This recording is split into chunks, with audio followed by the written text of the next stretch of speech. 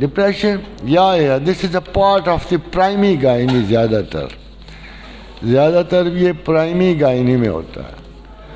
پرائمی گائنی سے پہلے نا آپ کے جو ذہن پہ بہت سارے ایسے خوف اعصابی تناؤ اتنا زیادہ ہوتا ہے کہ every young girl who goes for the first child اس کے اوپر یہ اعصابی دباؤ بڑا ہوتا ہے اور اس کے ساتھ پھر سائیکولوجیکل گھبراہٹ کا بھی شکار ہو جاتی ہے. مگر اس کا علاج ہے. ایوری گڈ گائنیکالوجسٹ نوز کہ یہ ہوتا ہے اور اس کا وہ ٹریٹمنٹ ساتھ دیتے ہیں گائنی کے ساتھ.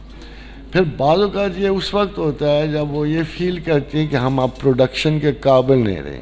پھر وہ 3-4 بچے ہو گئے, کوئی اس طرح سیزیرینز ہو گئے, تو اس کے بعد بھی ان کو خوف ہوتا ہے کہ we are no more capable of giving birth to a child.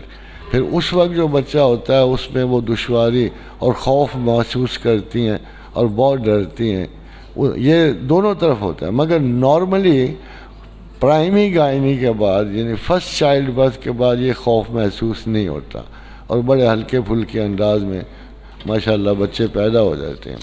یہ ایک آلریڈی اگر کوئی سائیکوسس سے سفر کر رہا ہو تو اسے ہر برتھ پہ ہوگا, اور ایسے بہت سارے ہمارے پاس بھی لوگ آتے ہیں.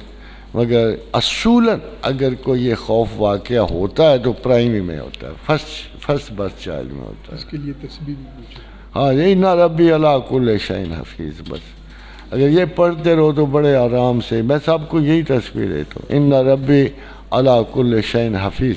یہی تصویر, بے شک میرا رب ہر شے کی حفاظت پہ قادر ہے. تو وہ بڑے آرام سے ہی بچے ہو جاتے ہیں.